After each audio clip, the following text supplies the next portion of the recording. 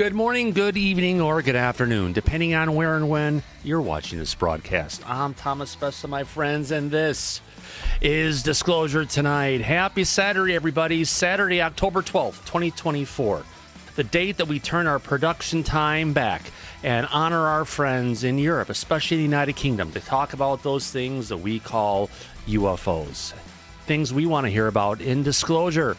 Whether they're in the air, they're in the water, they're in space. It's not us. It's beyond us. Welcome, everybody. Good to see we've got an audience growing out there. Let's go ahead and take a look and see who we have out in today's audience. We got some people out there. How about that? Where's the moose? You got to wait. Boy. Oh, hold on. Well, I'm looking for the drums. And here, with his Haven't played this one in a while. and a brain to match, is Mr. Know-It-All. All right, let's go ahead and welcome in our audience. Who the heck do we have out there? Let's take a look. Well, we have A. Phil, Andy W., who's in the chat, and he's in the back. Anonymous Rex is here along with Bob Lazar, Eric Groth and the Gurus, Firefly, Frank and Stein, Kathy, Kelly Broten, those piercing blue eyes. I'm looking at you, looking at me, looking at you, Kelly. How about that? King Bull's here along with Metal Gaming, Reality Check VIP, Shelly Montgomery, the Chromosome Cowboy, and Tia Loreno. How about that? We have Bio something Savaya. I think I got that. Bio Savaya, whatever that means. Bob Lazar popped in. Brian Pemble's even here. How about that? On that note, let's go ahead and figure out who we have in our call-in panel on the back. Remember, folks, if you have something to say that's nice, something you want to participate in, something you want to hang out in the back, be a part of the community who has the opportunity to raise their hand and ask a question or bring up a good point, go ahead and follow that link at the top of the chat. We'll be more than happy to have you and welcome you to our community, for that matter. On that note, let's go ahead and welcome in our friends in the back. Who am I talking about? Well, let's turn that off and let's find... It's that time of the night, friends, to go ahead and welcome in our friends in the back. Who am I talking about? Let's take a look who's there. Well, coming to us all the way from Bristol, United Kingdom, let's welcome in our dear friend Andy W. How's it going, Andy?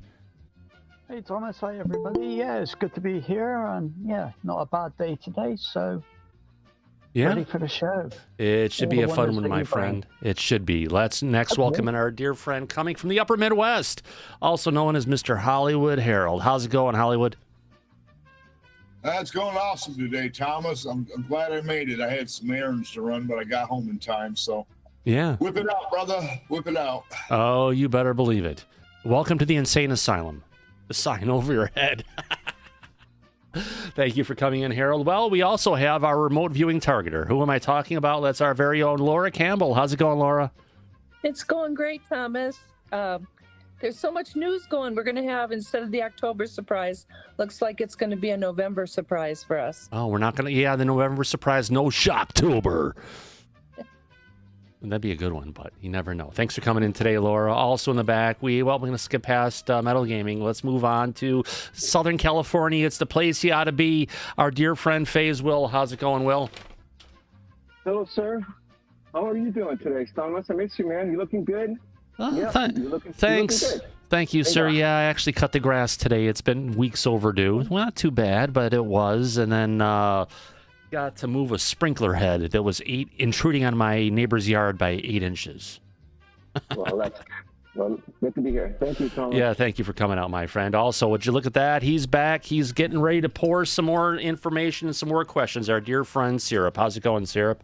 How's it pouring? It's going good, Thomas. I look forward to today's show. It's going to be another good one, man.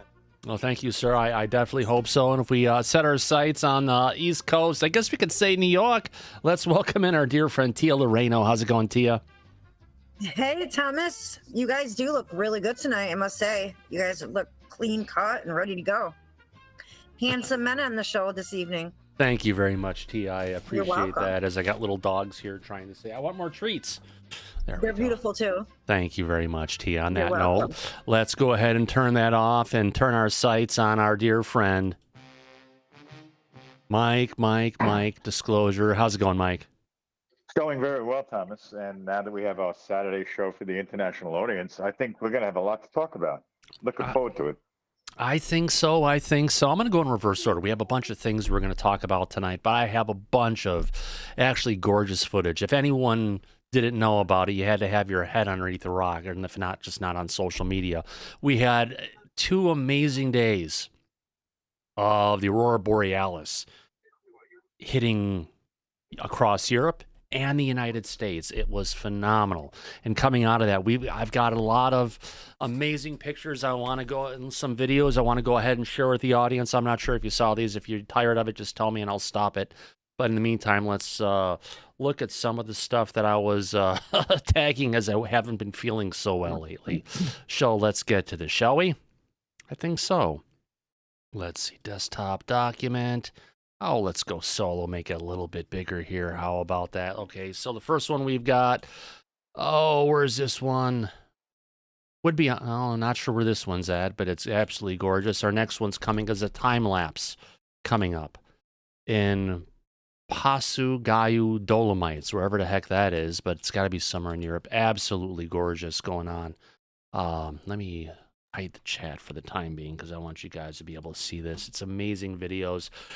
It's if you don't have the Aurora, like I learned this week, visible where you live, be prepared. Get in a car, go and drive an hour, because if you don't, or even a half an hour, even 15 minutes, wherever it's going to take, you're going to get a good obstructive view. But there's a lot of places where it was just overhead. Here's another one. Absolutely gorgeous, my friends. This is actually in Vulcan County, wherever that might be. This is a 360-degree panorama.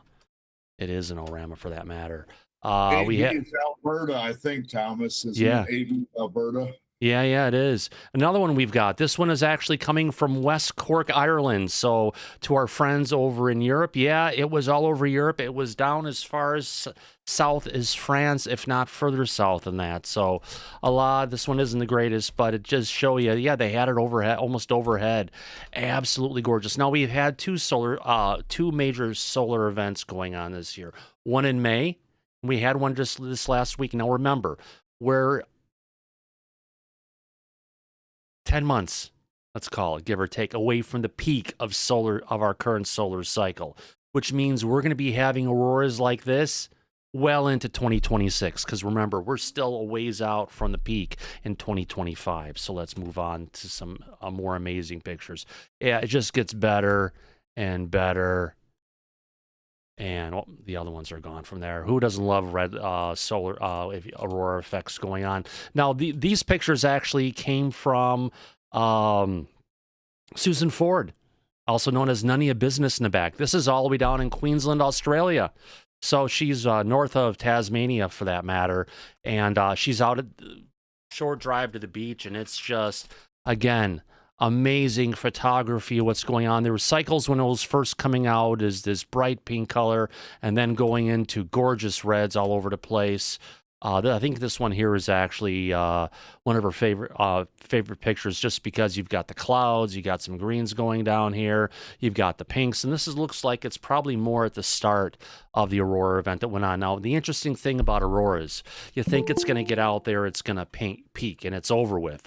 What actually happens is you'll get the solar cycle that goes up, and then it'll peak, and then it'll start to drop down into a recharge, and then it's going to peak again. I think we had a total of 3 peaks in this last solar storm. So if you think you missed it when it actually went boom, just pull up a lawn chair, hang out for a half an hour or two, and it will repeat again and again and again. Harold. Yeah, I think what it is the Earth's rotational axis and stuff. But when we spin around on it and stuff, it moves around and comes back sometimes, right? No, what happens is actually it's the energy fading out, but then it actually does come into a recharge cycle. That's when it comes up again. Because remember, when a solar storm hits, it's not just like, can I use Mickey Mouse here? It's not like it's just a line that comes. It's not like it's a line that comes and hits the Earth, right? And goes on it.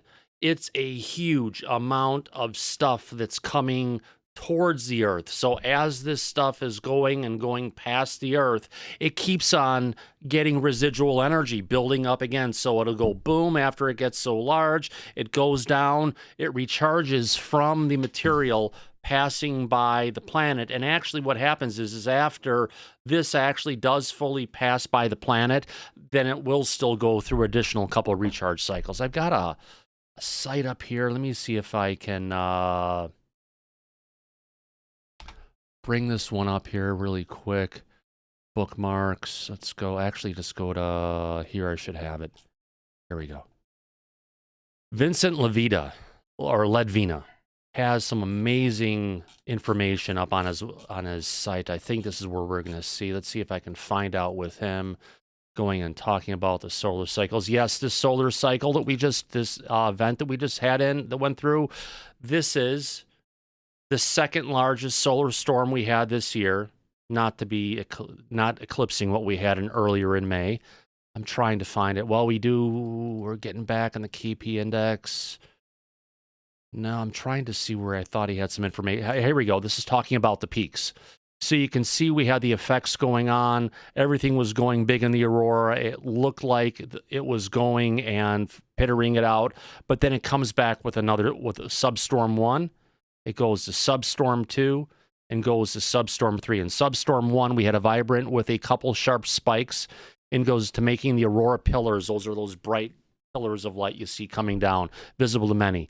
In the second substorm we had a more gradual rise in geos, making the aurora pillars not as vibrant, but still very visible. In the third one, the sharpest spike in the geos, that's one of our satellites watching this, the geos magnetometers, and the largest substorm of the night with extremely vibrant pillars. So yeah, it pays to hang out and watch this stuff as it's going on in the evening. Get back to where I was at. Let's get past Queensland. This one is actually gorgeous. This is up in Alberta, Canada. Wow. Just look at the reds, the greens, the yellows, everything that's going on. It's one of those things that you just, again, have to take a look at and say, wow, wow, wow. Here's another one of a beautiful, who doesn't love a barn with auroras? There's a lot of ones. Even we had Ronak P. Here's another animation going on, a time lapse, kind of showing what it's doing over the period of time. Again, if there's some great sites and different people to watch on Twitter, to go ahead and check this stuff out. It's a great place to see. This one, I believe, was up in Calgary, directly overhead. Now, what we're looking at here is it's almost a pretty equivalent to the kind of stuff that I saw here in Washington State back in May of this year. Let's move on, shall we? Here, this is in more of Vulcan County. I have to figure out where Vulcan County is. But again, absolutely gorgeous. I've never seen color like this in the past. And most of the people, I was even talking with one of our dear friends up in, who was in Hershey, Pennsylvania. I call him on the phone. It's like, hey, have you seen the aurora? What aurora? I'm like, get outside and look up.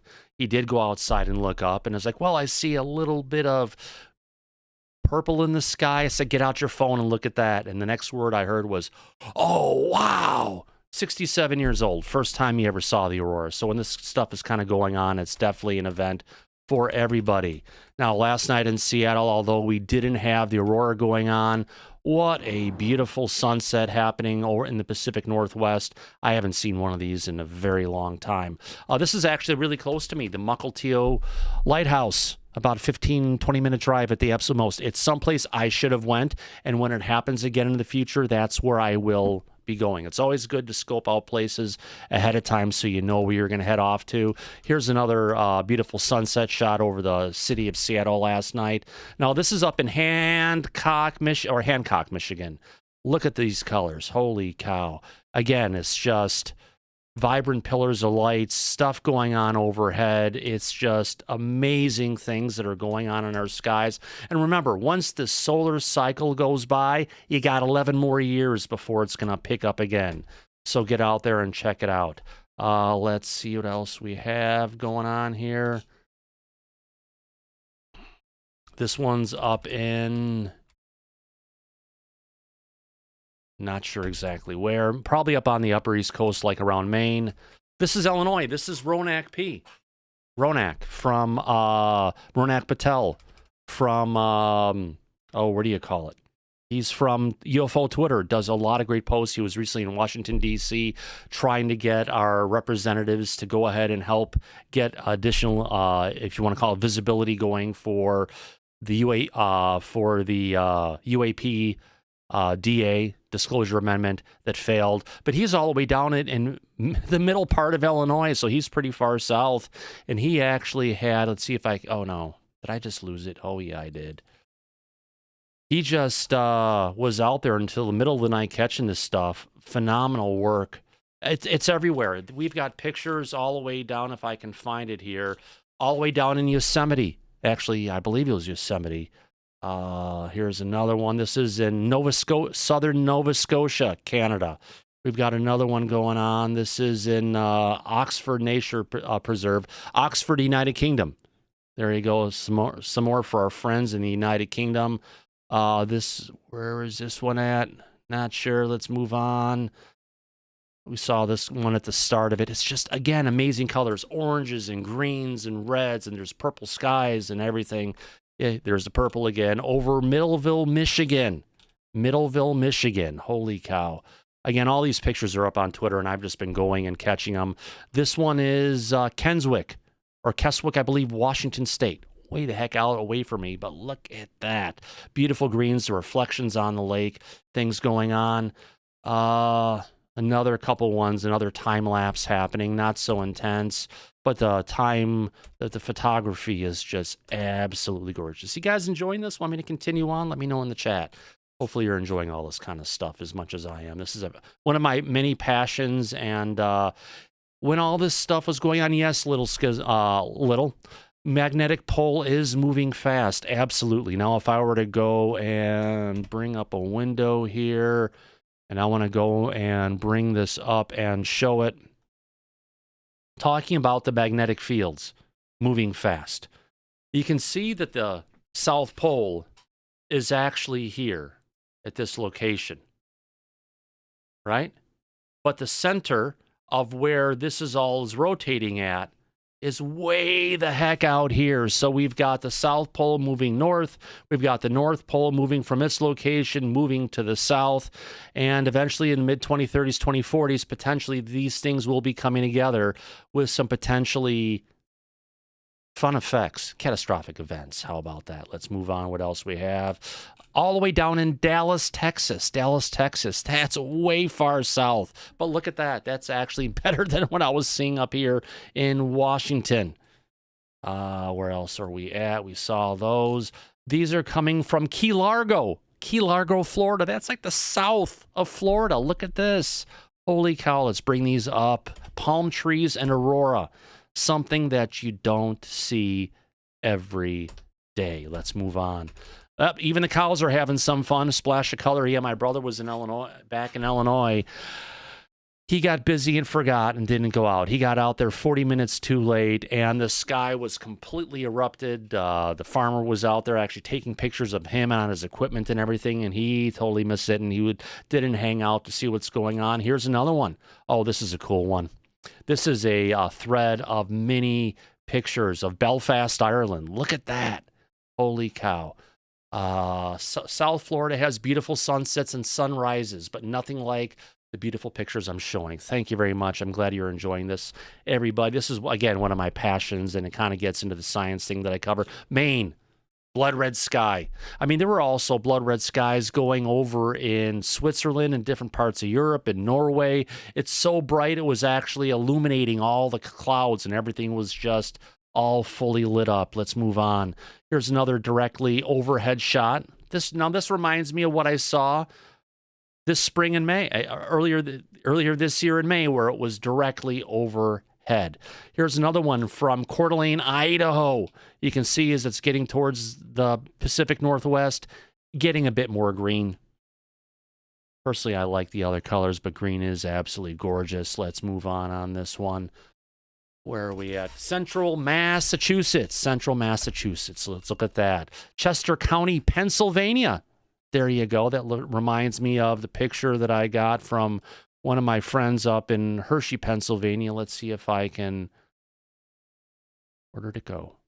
I can't see it. Oh, there. No. Nope. Shut that down. There it is. Ah, there it is. Okay, so we couldn't see it. So let's bring this one up here from Mike. Earlier in the night in Hershey, Pennsylvania. This is the friend who I call and told him to go outside and look up. Downtown Hershey, Pennsylvania. Here's one that's not so much. You got a little bush blocking the way, a maple tree. But there you go. Bright colors. That's what I just love to absolutely see. Let's move on here. All right. Spring City, Pennsylvania. Now we have Breiselong, Germany. A lot of great things going on in Germany, all throughout Europe. So all of our friends in the UK, if you had the right time in the right place and you looked out more to the north, you would have seen this. The Upper Peninsula of Michigan. There we go. Little grainy from an old cell phone, but, you know, still better than nothing. Let's move on a little bit more. Ithaca, New York. If you're near Ithaca, New York, there you go. Some more great photos coming across. 1, 2, going from, these are from different parts of the solar storm. This was early. This is a little bit later. It changes color over time. Again, absolutely gorgeous. This is a little illustration kind of showing from Somerville, South Carolina. A little bit showing up in the sky, but hey, better than nothing. Cape Cod, Massachusetts. There we go. Elkton, Maryland. This reminds me of the stuff that we just saw coming from Pennsylvania. Again, absolutely gorgeous. I did call a dear friend in Maryland to let her know about these kind of things going on. Connecticut. Here's another one from Connecticut. Baltimore. South Nassau County, New York. Citrus County, Florida. A little bit mellow coming out of it, but still absolutely gorgeous. Let's move on. Look, seeing the stars. Here's another one earlier in the show. Southern Missouri. How about that, Missouri? Pennsylvania, a little bit purple, a little earlier in the show. Bucks County, Pennsylvania. This is later in the night because you're getting the greens and stuff coming in. Sandy, Oregon. Someone up high in the mountains seeing off in the distance. Much better view than I had here in Washington State, but again, absolutely taken at 10:41 p.m. How about that? They're even getting a meteor streak going through it. 30-second exposure. Yeah, if you have an iPhone or something, make sure you set to nighttime photography. Set it for at least a 10-second exposure to get the best looking imagery you can possibly get. Let's move on. Find some other gorgeous images. Here we go. This one is in Tioga County, Pennsylvania. Let's move on. We've got in Waterville, Maine. Emerald Isle, North Carolina. North Carolina, that's pretty far south. Holy cow. You know, I even got a bunch of pictures if we can ever find them in here. Even in Brooklyn, New York, downtown. Over New York City, you can see the stuff. Oh, that's a crappy one. Glen Head, New York. A lot of people from the East Coast posting pictures all night long. Let's see, who's this one from? It's coming from Montana. Just starting in Kalispell, Montana. Again, gorgeous. Oh, I love it. Washington State, Northern Lights just now. That's about what we didn't see.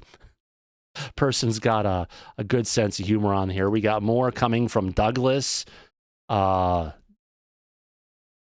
Massachusetts. And even if you have clouds, you can still get out there and see it. And some of the ones where I saw were so strong that the clouds in the ground were even illuminated. We've got some in New Jersey, Paulsboro, New Jersey. Leominster, Massachusetts. Look at the skies. Even the roof on the house is all completely lit up. You know, the stuff I was seeing here you couldn't see with the eye this time, but another Boston, Massachusetts. Where's Boston Legal? Where's Ally McBeal? They're not in the picture. Oh, we got another one in Alberta later in the night. It had turned green, but you know what? Still gorgeous. I'll take it. Oh, what else? Muskoka. Must be somewhere in Canada. Another one in Pennsylvania. Yeah, for some reason, I got a lot of Pennsylvanias on this one. New Hampshire. Maine. Another blood red sky. Wow. Delta, where we got a little video going here in Cape Breton, Nova Scotia. You know, that's where we're kind of seeing it going around again. Camera trying to show it's not the best, but, you know, let's move on from this. Ontario, Canada. Ontario, Canada.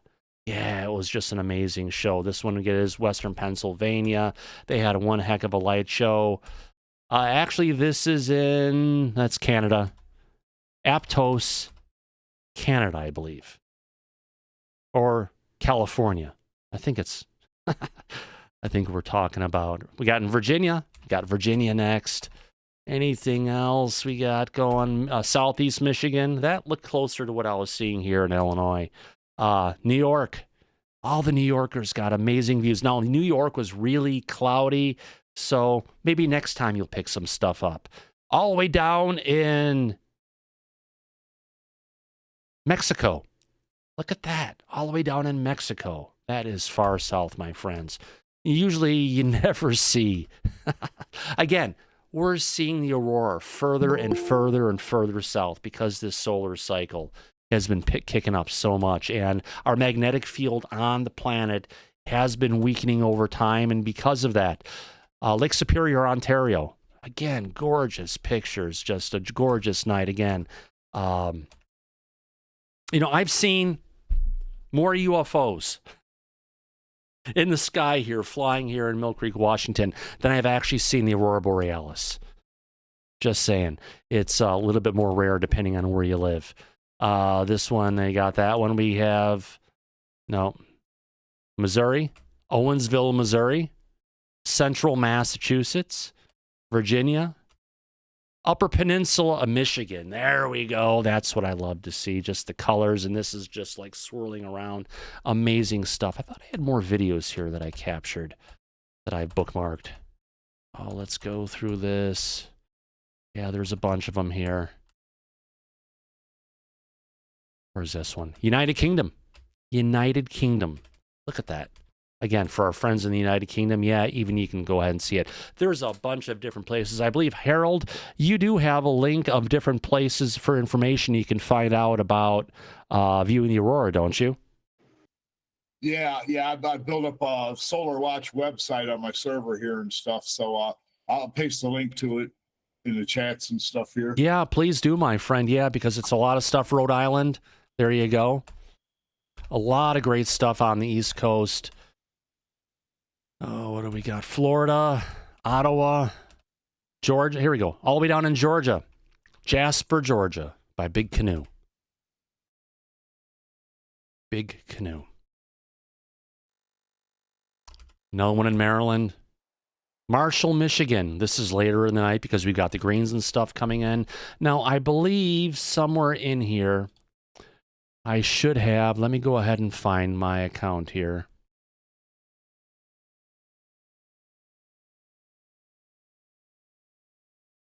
Get to me. I just want to help people understand what the heck we're looking at. Oh, here's cool. This is actually a cool one I need to bring up. This one is I call out and I said, perspective matters. Here we have, here we've got a pilot on Flight 330 heading east between YWG and YYZ.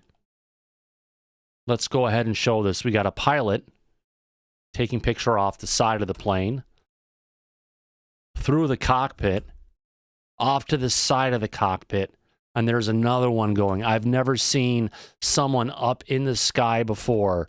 This one was just amazing. Let me see if I can get down to it. It's last night's video, not that one. More disclosure, better disclosure. Where did that one go? There was here we go. This one was Evergreen Mountain up in Washington. Had to climb a mountain to see it here in some places. All right, this is what I wanted to show. So everyone and I should have brought this up front for everybody to understand the colors of what you're seeing. Blue is up to 60 miles off the surface. Purple is above 60 miles. Next, which is coming from ionized molecular nitrogen. Next one we've got is excited atomic oxygen. So the green is coming from oxygen, getting excited.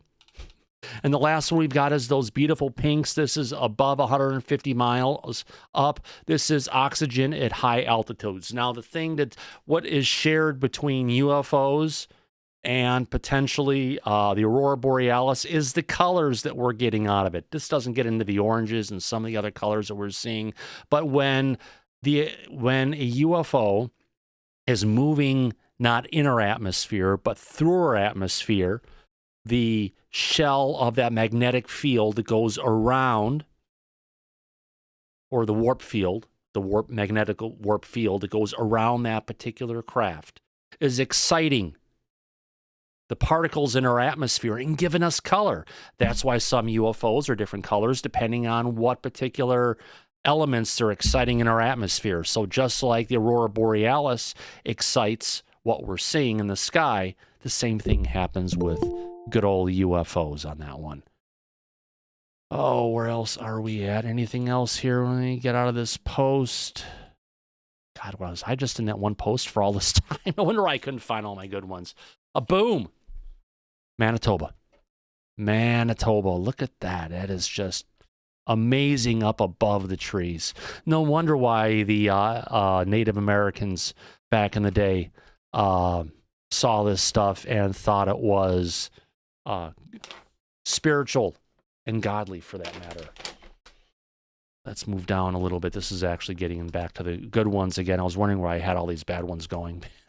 Here we go. Chadwick, New York. Down at Nogales at the United States, Mexico border, and there you go. All the way from the Mexican border. This is not normal, folks. It's not normal in the slightest. We've got these pictures here. I believe this is in the state of, not sure where he's at. Let's find out. Not quite sure where Vincent is. Let's move on. Get out of this post. Let's move down a bit. York, Maine. Gorgeous. Now, I wish I could go ahead and find the rest of it. There are maps that are coming from satellites passing over where we can actually go ahead and see where the Aurora Borealis is and what you're actually seeing up in the sky. I'm going to have to find out where the satellite is so we as a community can go ahead and watch for the details ourselves. Here's another one going down to college in Joyzy. We got another one coming in Andover, Minnesota. Gosh, it's gorgeous. I'm sorry if I'm going too far on this, but I think the audience seems to be enjoying this right now. Let me put the chat back on so I can have an idea of what's happening. Who's saying? Bio is saying electrically charged electrons and protons in Earth's magnetic field collide with neutral atoms in the upper atmosphere, creating the auroras. Thanks for that info, my friend. Thank you very much. I appreciate that. Let's move on. Oh, this is a good time lapse. Here we go. Coming in. Oh, not for broadcast. Whoops. Sorry. Well, I didn't put it on news, so it should be good. Coming on. Let's move on. Here's another one from the Live Aurora team. Another gorgeous movie coming on. This looks like it's from Washington State, up near the border. God, I wish I saw that around here. Bolton, Connecticut. Oh, this is one of my favorite ones. Just the windmill looking up. Amazing, coming from the Aurora guy. Okay, Sterling, Colorado. Again, more gorgeous ones going. Look at that. It's just... I may have to do a super thread on Twitter and just take all of the different pictures I've got here and just link them into one thread so a lot of people can go ahead and see the work that I had put into capturing all these. Yeah, I destroyed my Twitter feed. My Twitter bookmarks, I had to start putting them into different ones. This is Partry, Colorado. All the way down in Colorado. How about that? Look at that. Bright greens and everything. This one is actually all the way down in Nassau, the Bahamas. That's pretty far south, my friends. Oh, gosh, where's this one at? Harlan Thomas. It's one of the barn ones we saw before. Gorgeous. Northern Lights from Yosemite. Yosemite. Look at that. Looking out over it. It's with a iron dome. What do you call the dome out in the distance? Absolutely gorgeous. Reddest that you've ever seen. This is in West Cork. I believe that's in United Kingdom, isn't it, Andy? West Cork? Southern Ireland. Ireland. Okay, yep, Ireland. There you go. Thank you, sir. Let's move down. Here's another one in West Virginia. People in West Virginia didn't think they were going to see anything, and sure enough, they did. Suffolk. That's the United Kingdom, isn't it? It sure is, I believe. Yeah. How about that? Goshen, Massachusetts. Oh, let's check out this one. Time lapse. Skies are just erupting. Gorgeous. Absolutely freaking gorgeous. Still a little bit better. There we go. Minnesota. You know, they waited and waited and waited until the clouds disappeared. But wow, just look at that. That is just freaking amazing. Let's move on a little bit more, see where we can go to here. Yeah, I've got a million of these. Not really a million, but Norfolk. I believe that's the United States, East Coast. Over the Grand Canyon even. Over the Grand Canyon. Amazing. Absolutely. Let me turn that off so you guys can see that for right now. Auto for a second. Let's move down a little bit. No, but it's not Jesus Christ, but the person sure liked that a lot. Let me take this and just open it up a bit more and move it over, put myself behind it so you guys can see this a bit more. Here we go. Let's move on a bit. Alberta. Oh, this is cool. This is real time. This is just showing how alive it was and how it was flashing and going back and forth. This is something I've never seen before.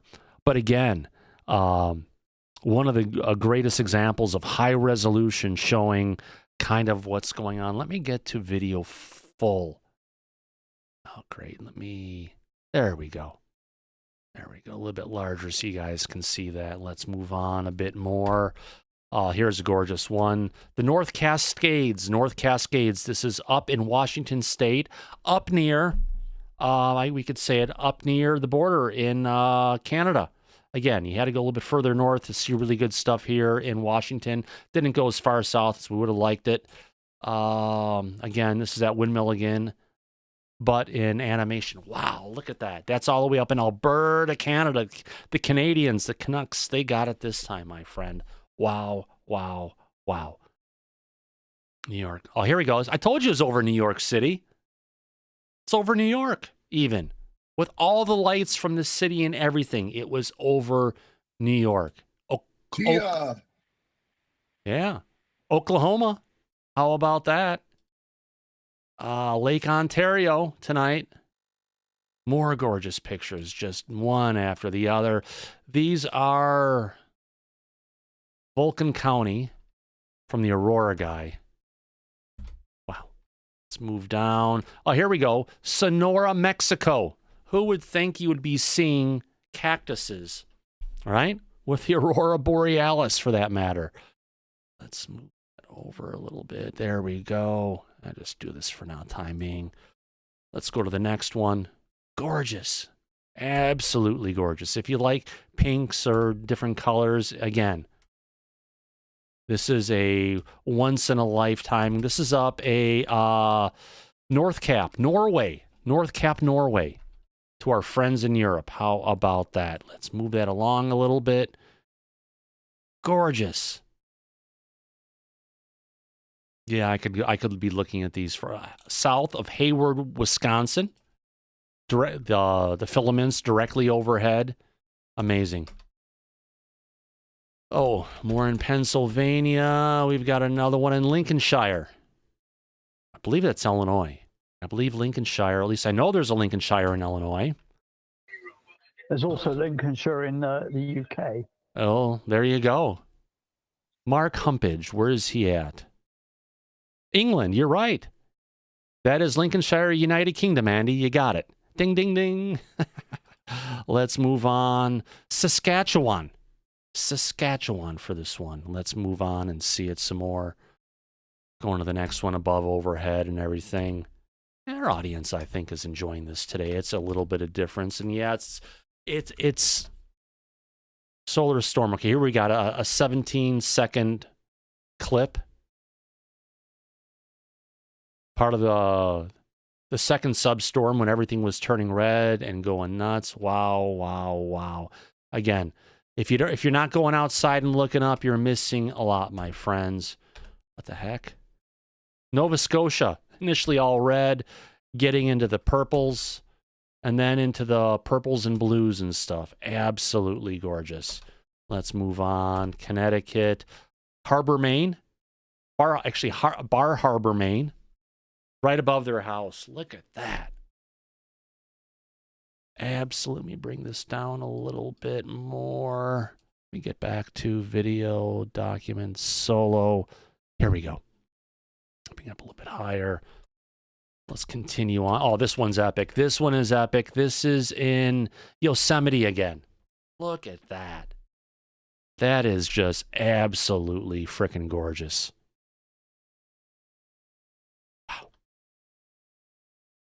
Anything good in this particular one? No. Sunshine Coast of BC. Someone out there with their Tesla taking photos. The same stuff. All right, nothing good in this post. Let's move on to the post I have cached. Another one in the desert. Different from what we saw before. So there's a bunch of people out there going in the desert. We got Nebraska. That's Seattle. What else do we have? We've got this one over Portland, Maine.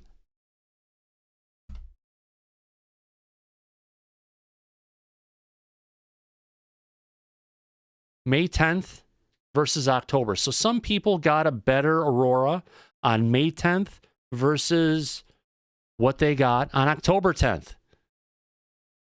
Different types of things in the sky, but still it was a phenomenal solar storm. What else do we've got here? That's back in Mukilteo. I saw that one already.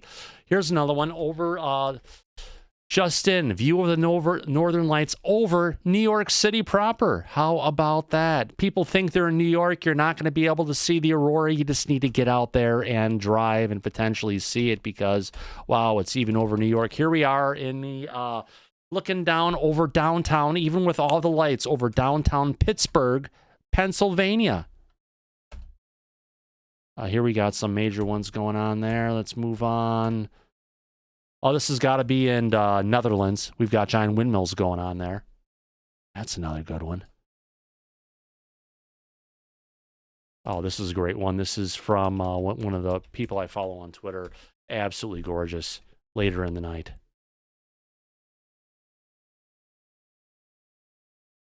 You can actually go on aurora tours up in, what do you call it? Up in Alaska.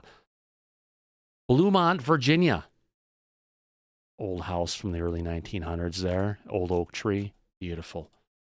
Let's see, I think getting down towards, here we go. Another speechless. Forget it. He's got his name up there. Doesn't want that shown. Again, all the images that we're showing have not been modified. They're all original photos. They've not been photoshopped. They're not done with AI or anything like this. This is what you can actually go out there and see. Toms River, New Jersey, starting with the purples, going into the reds again. Hancock, Michigan. I don't think we've seen this one before. Maybe we haven't. I remember Hancock. So let's move on from that one. Again, the pillars of lights coming down. The amazing things over the sky. And let's just move on. This is a great video. Where's this at? Oh, this is probably up in Alaska. Absolutely gorgeous. Pennsylvania. There's that same lighthouse we just saw a minute ago in where's this one? Not sure, but in Portland, Maine.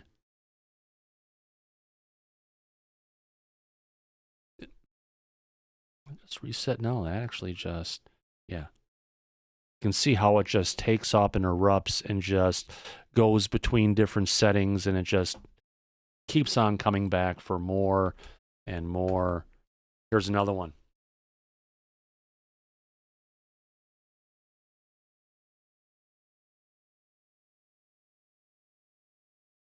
Alberta, Canada. Alberta, Canada. Wow. Southern Manitoba. The Canadians definitely were ruling out this solar cycle this year. Kodiak Island. I believe that's in Canada as well.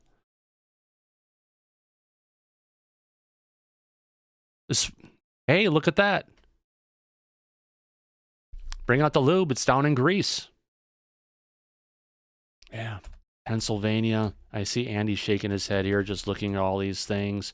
A lot of people saying, I've never seen the Northern Lights in this one. All right. These are in Saskatoon, Canada. Saskatoon. I love seeing the reflections on the lakes and just illuminating everything. Again, amazing stuff that Monday night in Alaska. Monday night in Alaska. All right.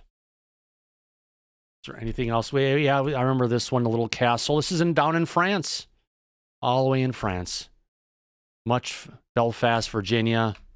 We got another solar storm kicking up here. Another one going off. This was in Arizona.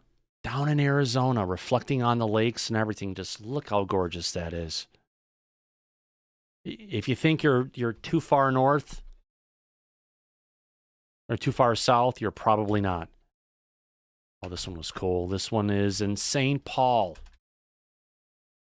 Actually, in Hampton, Minnesota. Buddhist temple. I love it. Let's move on. This one is a not sure where this one is. Again, people were taking a lot of liberties down to it. I believe this one is down in Daggett, California. They're able to go ahead and see the aurora that far out.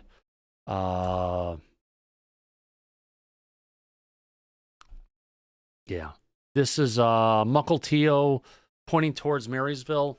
Yeah, I didn't even get it that good when I was looking at it here. It was horrible up here in the Mill Creek, Washington area. Let's move on. And that's it. That is my feed of everything aurora, for that matter. We can get off to the UFOs now. I just wanted to go through this, give everybody an opportunity to see some of the stuff that's going on. Andy, your thoughts? I see you just like shaking your heads and everything.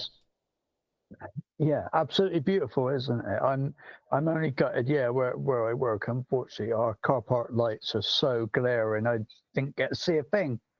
So, King Bull, I know he's up in Manchester somewhere. Yeah, everybody in the UK who saw it, you're very fortunate. 52 years old here, I've never seen it before. Well, you got 2 years, Andy. Oh, is that all I've got left? Well, not 2 years to live, but in this solar cycle, we've got a good year and a half, 2 years, at least to see these things. I'm hoping it'll kick off in a couple of weeks. Yeah. Maybe I'm off on vacation then, so try and get to some dark skies then, and who knows? Yeah, you know, there's beautiful. Yeah.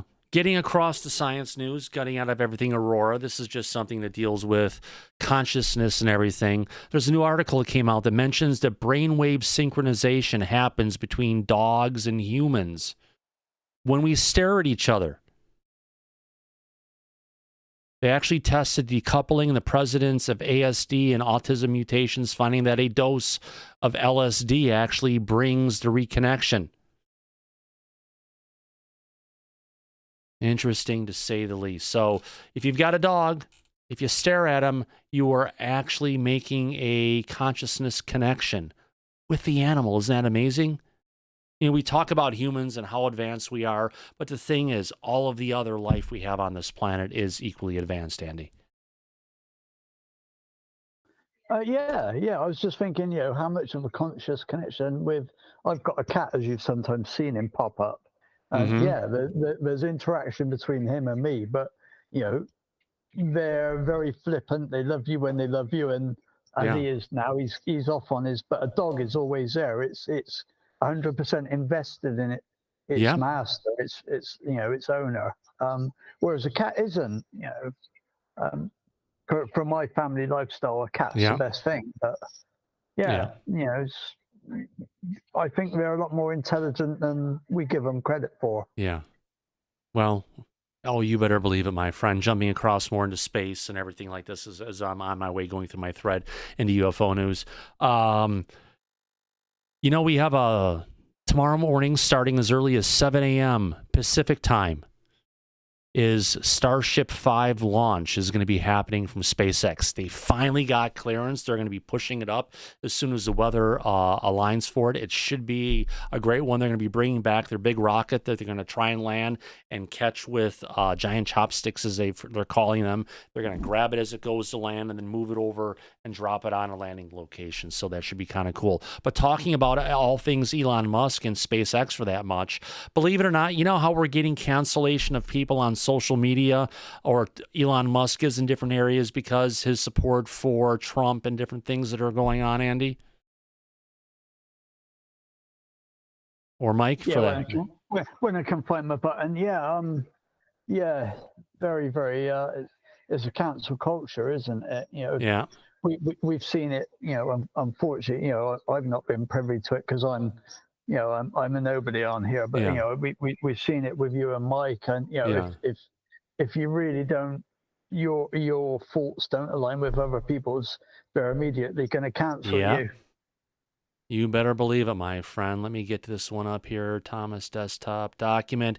Oh, let me shrink this. Let me fix this and make it so you guys can see it a little bit more. Shrink it down. Get this here. All right. Breaking. California has blocked SpaceX launches because of Elon's mean tweets. They wanted to expand the number of launches they're getting.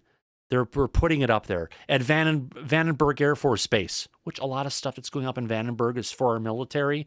Granted, there is some stuff that's going up in Vandenberg for like Starlink and other stuff that's going on, but the California Coastal Commission has rejected SpaceX's request to expand launches from Vandenberg because of Elon's memes. They feel he's dangerous.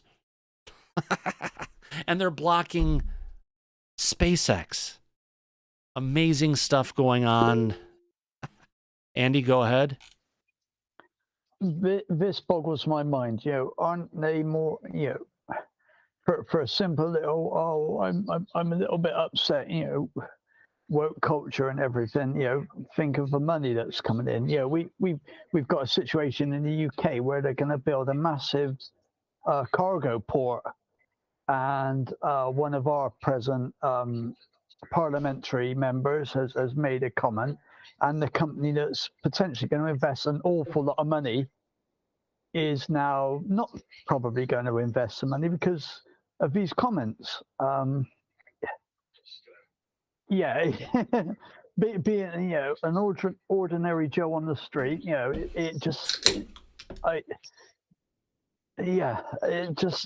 the way the world's going at the moment is like investment over somebody's... The left talks about tolerance, right?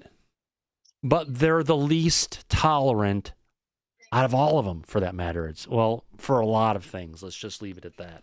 Yeah. All right. Now, was another one I was going to bring up. Well, you've heard of Professor Simon Holland, haven't you, Andy? I have. I don't know if he's a genuine professor, but he certainly looks like a mad, you know, the most mad professor. Yeah, let me bring up a picture of Simon. Yeah. I believe he is from the United Kingdom, isn't he? He is, yes. Yeah. Yes. Apparently, Professor Simon Holland is not a professor, and he's not a scientist. Professor Simon Holland is his persona that he takes on YouTube. Yeah, I heard that. He does look like he should be a mad professor. I used to know Boris a mad professor, but he was actually a professor. Yeah. Looks like the poster child for dental care. And yeah, get some braces, my friend. Yeah. Anyway, let's move back off of Professor Simon Holland, get back into this again. Where am I getting into? All right. I know I've got stuff in here for... All right. We've got some interesting videos coming from Ryan Bedslow. or Bledsoe. They had 200 people at his ranch going and watching some orbs going on. So let's go ahead. We've got a couple things I want to go ahead and cover on this. Here, let's get this first one up. Here is the picture. No, actually, desktop document. Here we go. Here's a picture. They had 200 people at the Bledsoes going and try, maybe not going, trying to go ahead and do a recording of what's going on. Looks like they're more of a beach than anything. Give me a second. I have to deliver a dog for a walk. Mike, you there? Yes, sir. Take it. Okay. So let me ask you, Andy, were you surprised that Professor Simon Holland is not who he claims to be? I am a little, like I said, he does look like the archetypal sort of mad professor you really want in life. But I've watched a few of his things.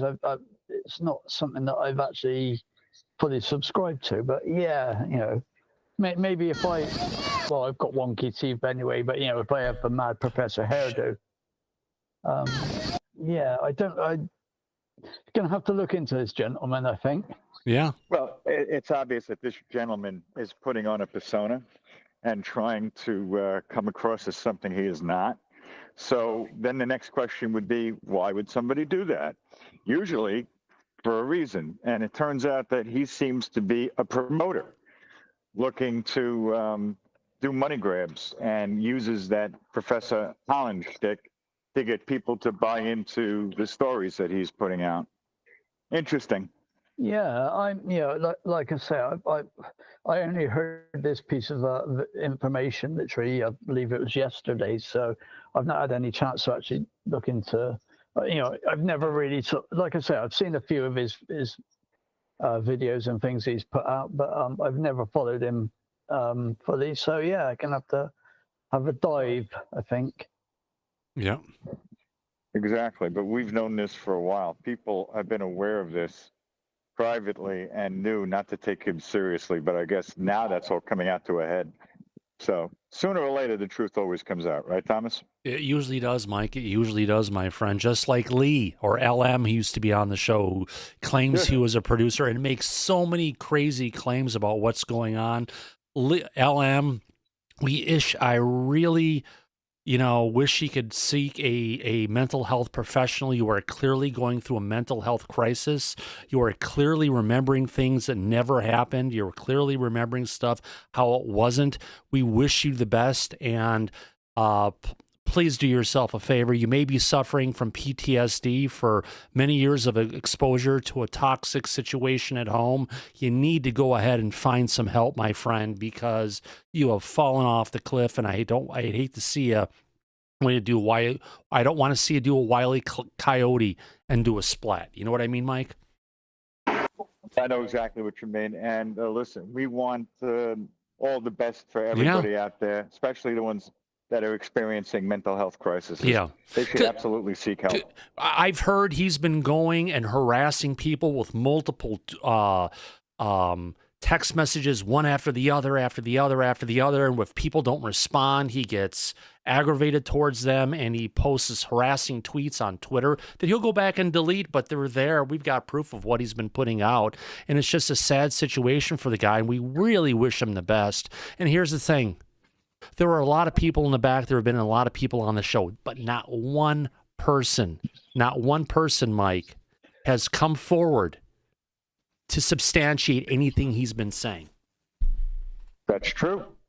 And if he was a part of this and all this stuff was going on, and there were a bunch of people who were in the back, all part of the conversation, especially when he was harassing and going after women night after night. That's one of the main reasons why we actually took him out of the show. It was.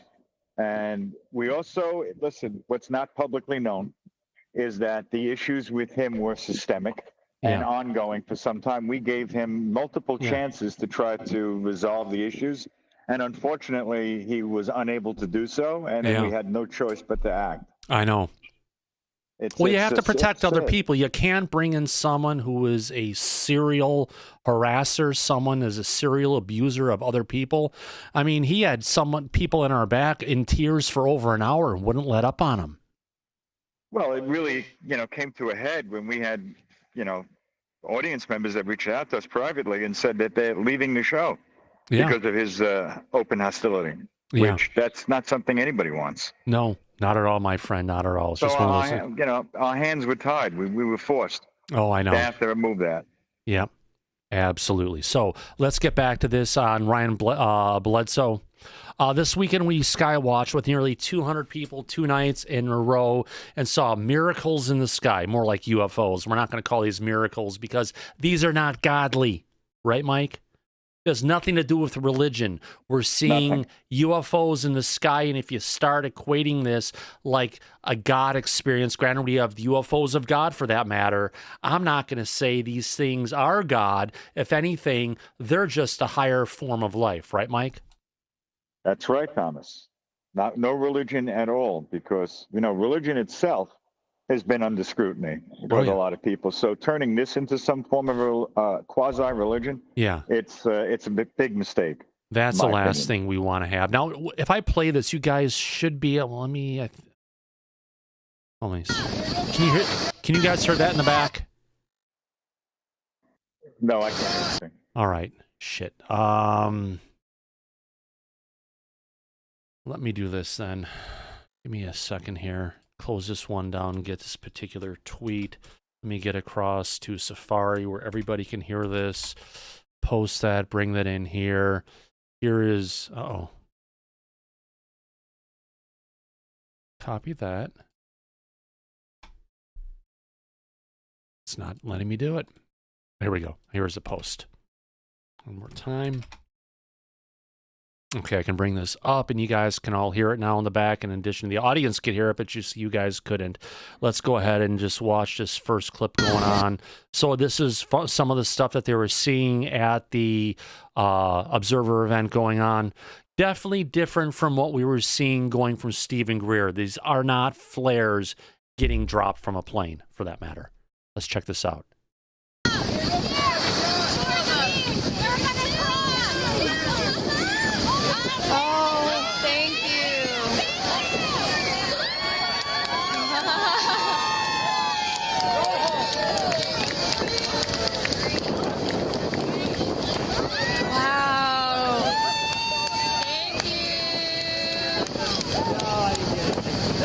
You got that? Yeah. What are the signs? Yeah. Look at him go. Look at him go. Wow. You know, Mike, I think the cheering may stop when they figure out we're on the dinner menu. Yay, here they come! Here they come!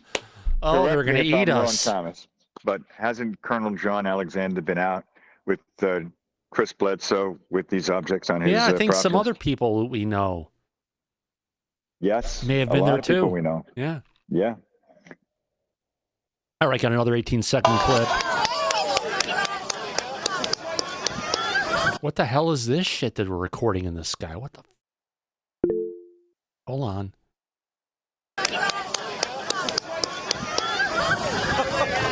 What the fuck is that? Sorry.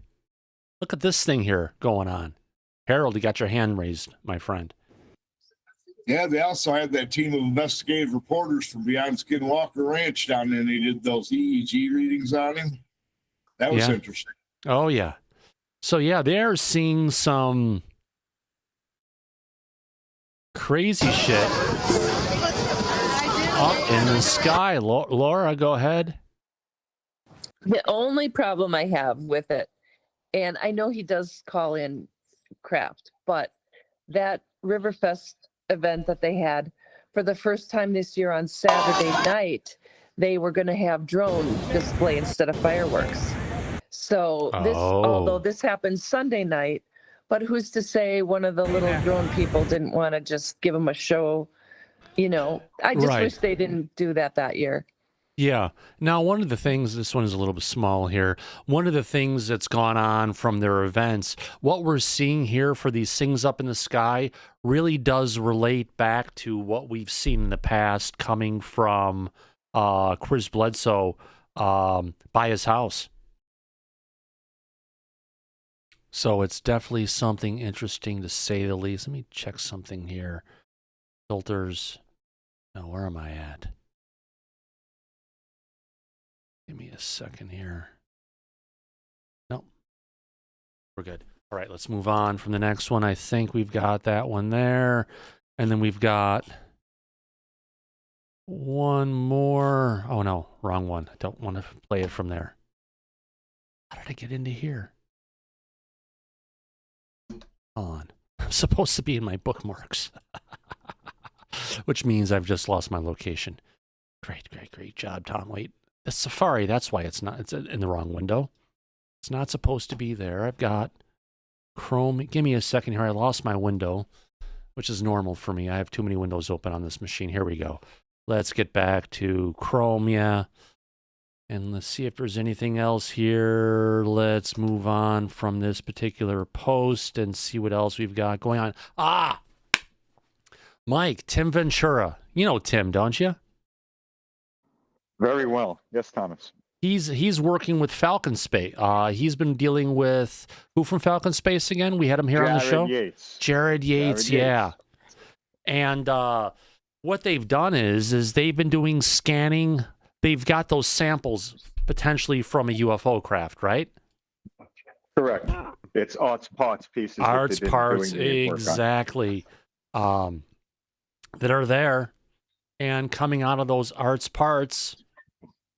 They actually got them scanned with an electron microscope, and they got that high-end X-ray diffraction analysis that took place. Correct. Now, I believe there should be an analysis going on. Let's see if we can go on, and they're going and analyzing the image, the arts parts for that matter. Here's a little image that they're going and scanning for that matter.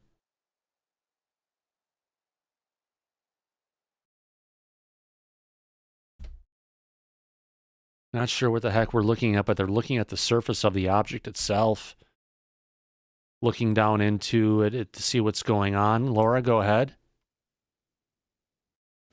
No, I didn't. Oh, your hand was still up. I didn't put it down from before. Sorry.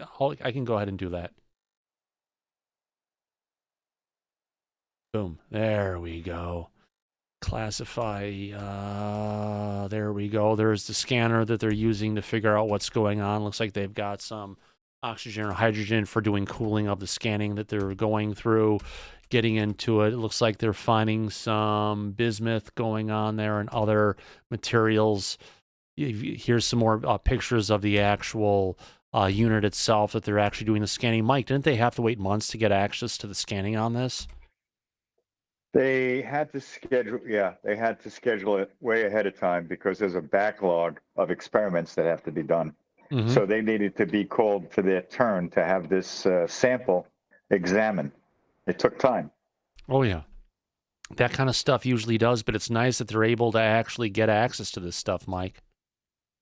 It is. They're doing absolutely amazing work. I know that when we covered Kirkpatrick, who had the Oak Ridge National Laboratories examine a similar piece of material and claimed that it was completely prosaic and there was nothing abnormal or unusual about it. Falcon Space, Tim Ventura, and Mark Sokol and Jared Yates are going to disprove what Kirkpatrick had claimed. And they're doing amazing work with that. Yeah. Which is what we need. We need honest people in the scientific community, scientists, that are doing actual work with actual material to bring the truth out publicly. And actually sharing their work and the results. You know, when the military went and scanned this and put the stuff out there, there was no imagery, there was no report other than saying, sorry, there's nothing there. Coming from our friend Sean Kirkpatrick, of course. Correct. That's right. That's exactly what it was. But we have private groups like this that are doing this work behind the scenes to bring transparency and the truth out to the public. Right. And you and I are well aware of it because we work with them on this and the work that they're doing. Oh, I get it now. This one here actually has like a petri dish where the pieces that they're going to scan. The little object here moves up and down, and then it's picked up by this arm and takes it and puts it in the unit itself. Like an old jukebox. Yeah, Yeah, exactly. It's interesting. Yeah. Modern science. Oh, yeah. This is an edge of the actual object type X material from Falcon Space. How about that? Another example of it, looking into it. I think this is the one side where they were showing it, where I had all these kind of divots and things going on. Be interesting to see what they come back as an actual report on this analysis, Mike. Pictures are always great to see. What's interesting coming out of it is what are the results and what are we actually looking at here? Oh, they also have planned some additional very advanced testing that they're going to be doing on these materials that I feel, and you and I strongly believe, there's going to be some true breakthroughs that are going to come out of this at one point. Mm-hmm. And then they're relentless. They're not going to stop until they're able to prove beyond a shadow of a doubt that this material is not from this earth. Yeah. Which Absolutely. disproves everything the government has been saying so far. So, yeah, it's why we support the work that they're doing and why this is what's going to give everybody the information that they've so desperately been waiting to get. Yeah. This kind of work. Definitely all the layers and everything are showing up in the object. That's just interesting as all hell. So those are all the pictures we've gotten from Tim Ventura. Be interesting to hear what Tim's thoughts on this are. Oh, we'll have to get Tim to come on the show. Yeah, that'd be and talk great more to have about him it. come on and talk about this. I mean, it looks like he's been flying out to the East Coast multiple times to go ahead and figure out and be really close to the team and try and track down what's actually going on. Yeah, I'll talk to Tim and Jared and have them both come on. Yeah. Andy, you have your hand up, my friend? Yeah, it's great having these materials, these pieces of metal, but I will say as a slight caveat, people need to remember that the metals change their composition if they've been in the ground. I'm not saying these aren't what they claim to be. This science is what we really need. Actually looking into the composition of the metal, how it's made up. You can have a piece of metal sitting in the ground for an awful lot of years, and it will not resemble the material that it went into the ground as. I do metal detecting as a hobby, and quite often we get a metallic signal, a strong signal that there's something in there. You dig it, and you can't find anything. And that's where the material over the centuries has decomposed. And when you hit the signal, you actually get you're getting almost a ghost of the material that used to be there. It's decomposed so much, but it's actually no longer actually, so it's actually rusted apart, and those rust particles are rusted or rotted apart, depending on the type of metal. It's still in the ground there, but when you dig it up, obviously you go to put your detector over the ground again, and you can't find the signal. So when you've dug the item up, it's actually you've disturbed that ghost almost that's in the ground.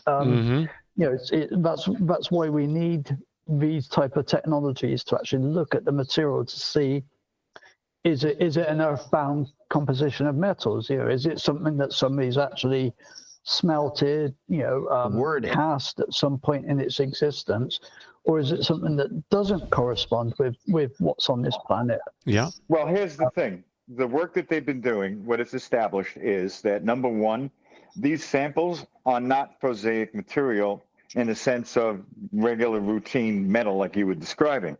Yeah. They are metamaterials because they are composed of more than one mineral substance. But the actual minerals that are contained in these samples are from this earth. They have magnesium, bismuth, nickel, tin.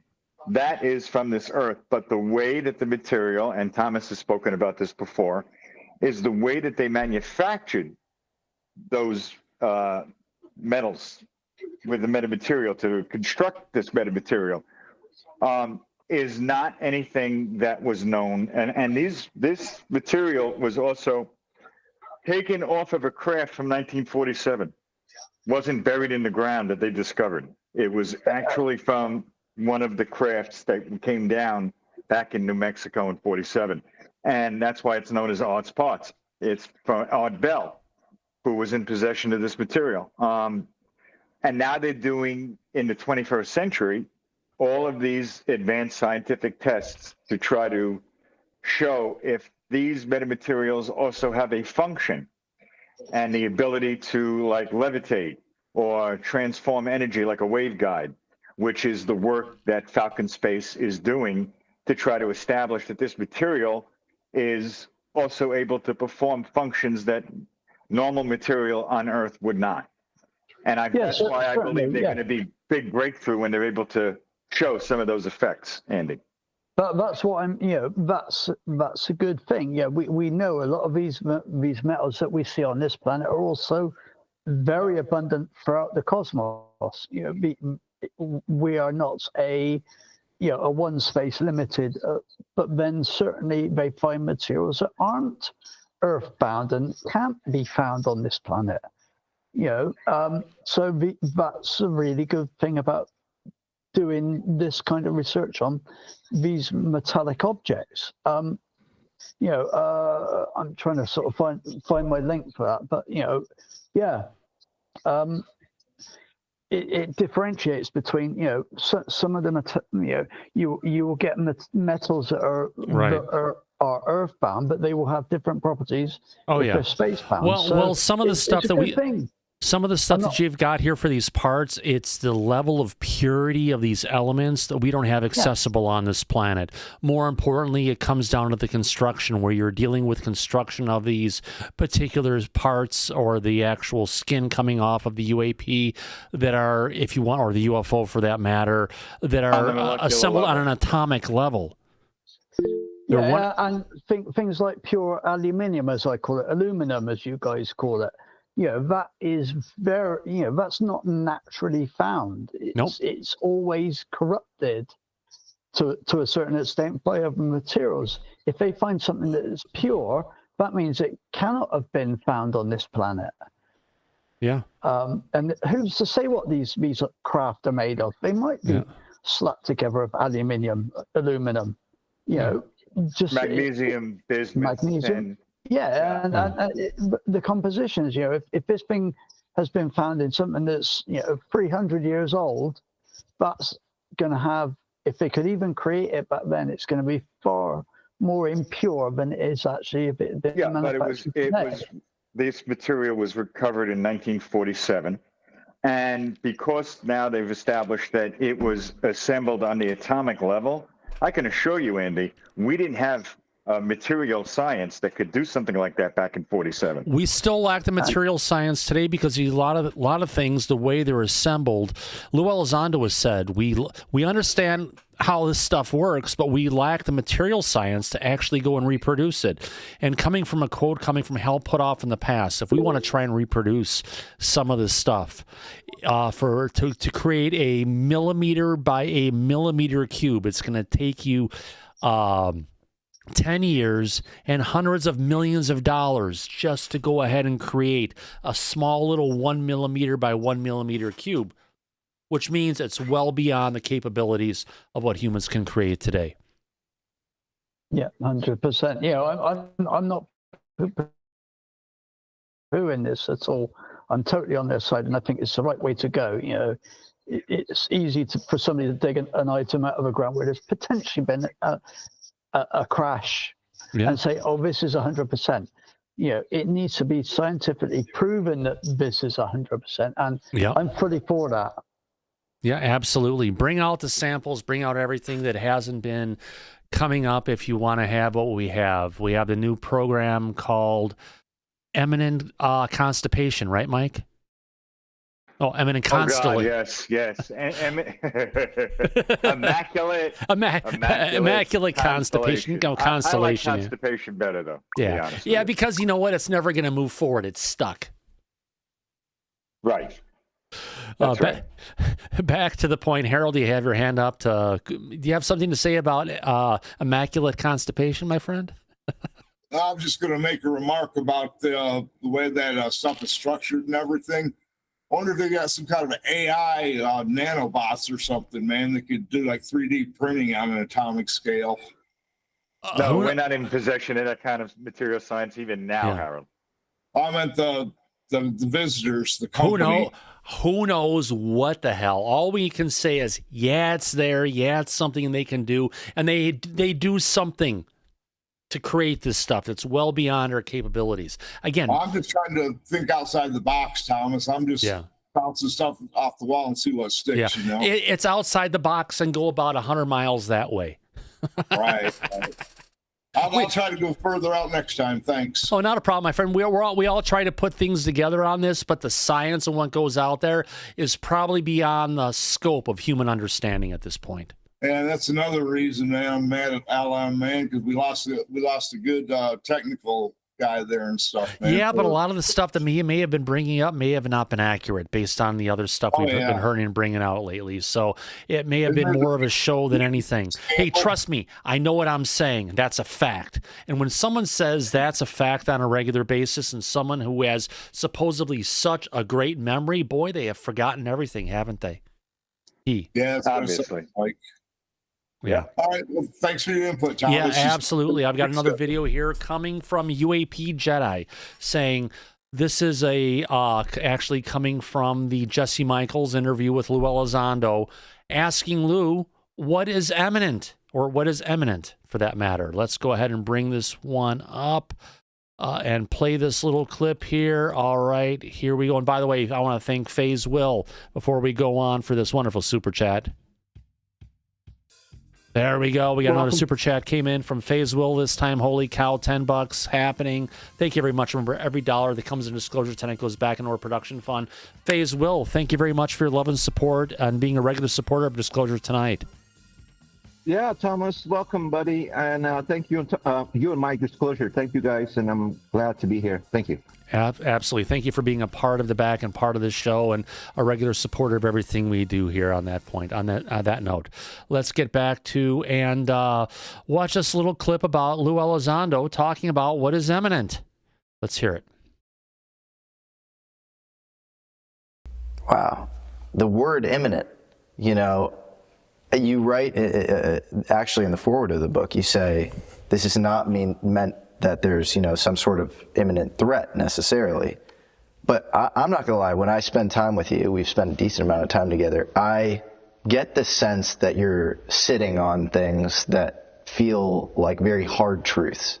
It feels like your existence, like you want to say more, and you feel like you are you're holding it together, and that's a tough spot to be in. And so, to the extent you can talk about what might be imminent, what is imminent? Time is not a luxury that we can afford. The time has come. We need to start having the conversation collectively. We should have had it a while ago, but we really need to. We really need to start having the conversation. Time is a luxury that we can't afford. Does that mean Does that sound like somebody's talking about a deadline, Thomas? Yeah, it does. It sounds like there's something big coming. We should have had this conversation already. We're still pushing back on it. And if time is not a luxury, that means there's something imminent that's heading our way. Imminent, not eminent. Imminent, meaning guaranteed something is coming, a threat. That's what imminent is. Yeah. So, yeah, something is coming, and we're running out of time. That's what I got from that. Yeah. Plus, you and I have had that conversation privately, so we know full well what it means. Yeah. 2035, 2034, somewhere in there, potentially. Depends on how long that giant object takes to get here. Oh, what was the one? They're coming back. They're coming back for their craft, for any biological remains, and as Jason Sands says, and they're going to kill each and every single one of us. Yeah. Yeah. Lou didn't say it, but Mr. Jason Sands did, so I'll repeat it. There you go. That works. Let's move on from that video. All right. We what have else? a lot of hands up. All right. Let's go to Hollywood Harold. Go ahead, Harold. Yeah, Lou's pose in that reminded me of his great thing about somber. And his demeanor, man, is kind of dark and threatening, you know, when he makes that statement. So yeah, and the lighting sucks. So they're blowing out his skin, making him look really white and bleached out. And I wasn't criticizing their video technique. It was just his demeanor. I am.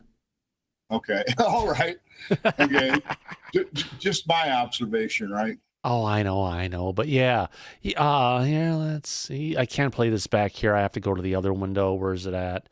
I'm on the right one. I can play it back again. Here we go. Time is not a luxury. Time is not a luxury that we can afford. Long pause, followed by that. Pursing his lips, thinking. The time has come. We need to start having the conversation collectively. We should have had it a while ago, but we really need to. We really need to start having the conversation. Hear that? Yeah, dramatic pause. There's a lot of weight to this answer, Mike. Yeah, that's what it sounds like to me, that he's making a point that there's a lot on the line and not an unlimited amount of time to take with dealing with this directly. Yeah.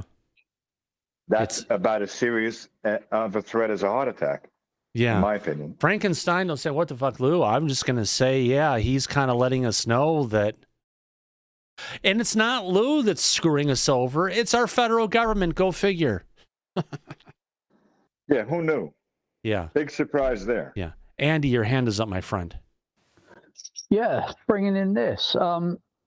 If there is an imminent time frame, you know, those that are keeping the subject, what are they looking to do? Save their skins for 5 minutes longer? Are they looking for a way out? Leave the rest of us to whatever fate we potentially could befall us? You know, if this is a situation, if they haven't got a plan B, those at the top of the tree, they're as screwed as the rest of us, potentially. You know, I'll just say it. We haven't said it yet. We're all fucked. Yeah. If we're all fucked, yeah. You know, why are these people holding on to this situation? Do they want it to, you know, those that are not in the know, just to find out literally as their asses are getting burned or whatever is going to happen? It's a really strange. I can't work it out in my head. You know, what are they trying to keep the sheep meek until the last second, until it's too late? Yeah. Or are they trying to save their asses from getting put on the fire now and burnt? Yeah. I don't know. Andy, I can answer that real quick. Number one, if you don't know anything about this topic or Lue Elizondo and you listen to this, there's no facts to back up the statement that he's making, and he's also not being specific about what that threat may entail. But that being said, I can tell you that when he is making these points, it can be backed up with the simple facts that we already know that are public, like these craft have been making public appearances, meaning they have not been hiding, they're not concealing themselves, they're interfering with commercial air traffic over major international airports, they are swarming our nuclear and facilities. They are swarming our military bases like they did recently this year over Langley Air Force Base in Virginia. That went on for weeks. There was nothing that Langley could do to prevent it, and they eventually had to evacuate all of their fighter craft down to Oceana Naval Base. On top of that, we have in 2019, our naval ships on the West Coast and the East Coast were also swarmed with these objects. So they've been making their appearances. They have been increasing in the number of appearances. If that's not a message, especially or in over the last 3 years, the number of sightings that we've had so far in 2024, credible sightings has gone up almost like 300 or 400%. Right. prior to the year before. And the year before that, it was a slow curve, and we're almost, at that hockey stick kind of a perfect storm going on right now. The hockey stick is that when you want to have a startup going, you're going to go ahead and go across, you're going to slowly build, you're going to get to a point where you're going to have huge penetration and a lot of money coming in. But except we're going the same thing with sightings. It's exploding right now. And continuing to increase, Andy. That's my point. Yeah, all of these sightings and things are increasing. Yeah, we're all noticing that the world seems to be going to a hell in a handbag at the moment. It's not. It's not an American thing. It's not a British thing. It's not an Australian. It seems to be. I think a lot of people feel there's something in the wind. Right. And it all does seem to be pointing that we're at a point in our history where things are coming to a head almost. I don't know where that's going to lead us. Are we as a species going to be around in 50 years? Are we going to be around in 10,000 years? But there seems to be so much more that's actually going on. We've increased technologically in the last 100 years exponentially, and yet we on the other hand seem to be declining. Here in the UK, we've just sold off our steelworks. We've just closed our last coal-fired power station because my government wants to go green. But it's not going to make a difference with India and China and everyone else who's putting this stuff out there. The only people that you're going to be hitting are your citizens itself. And granted, you're doing your part. UK's, the amount of emissions that they actually emit is just a grain of sand and a beach of emissions, again, that we get out of India and out of China. Yeah, and we're so-called creating these new devices that carbon capture. Yeah, we've cut down tens of thousands of trees, which are the best carbon capture devices ever on this planet. It's just absolutely ridiculous. Exactly. Yeah, it's crazy. If I can go ahead and move on to the next point here of what we're getting into. We've got a bunch of stuff left to cover in a short amount of time. Let me go bring this next one up here, desktop document. Why is the Battelle Memorial Institute lobbying on Title X of the Intelligence Authorization Act, which is the UFO language? Most specifically, now, who is Battelle Memorial Institute? Battelle Memorial Institute is also known as heavily involved with the DOE because Battelle actually runs all of our national laboratories, don't they, Mike? They do.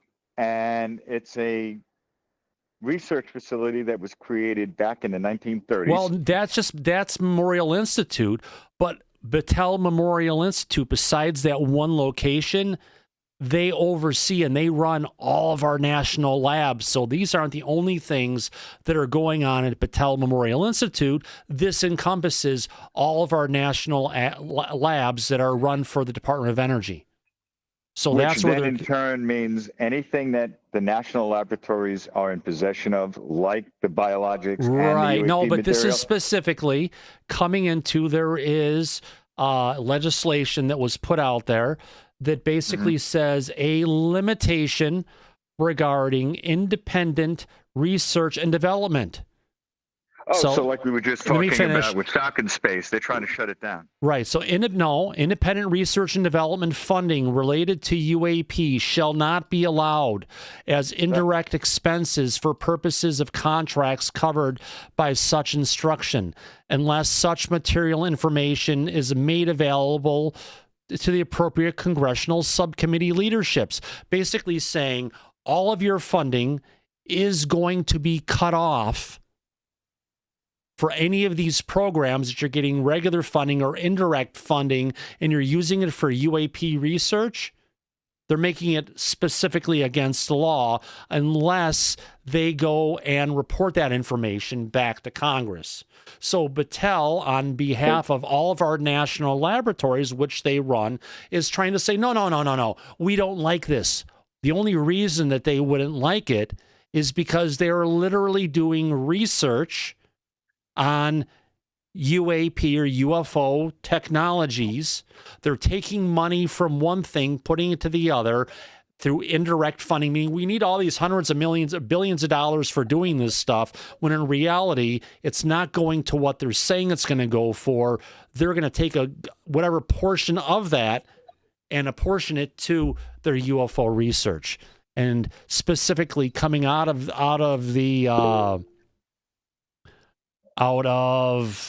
Title 10, which of course again is the unidentified anomalous phenomena section of this of the Intelligence Authorization Act. So they're lobbying against that.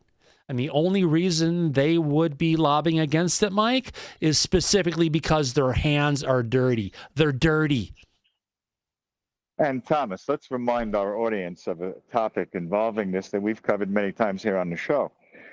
The Department of Defense, every time they go through an audit, there's a grand total of what, $22 trillion that they can't account for? Yep.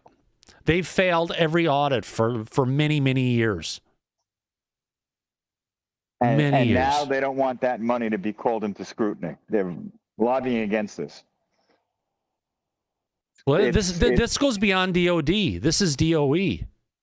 Oh, I know. But they're talking about not being prevented from the funds because they obviously they can get the funds. They can still be taking the money, but if they're taking any of that money of their budgets and they're apportioning part of that money to whatever research or hidden programs they have, any of the money that they're taking and putting into these programs under law passed by Congress in the Intelligence Authorization Act, they must report that money is going to fund these programs to Congress. And if they don't, then the purse strings will get cut off. But I have a question for you.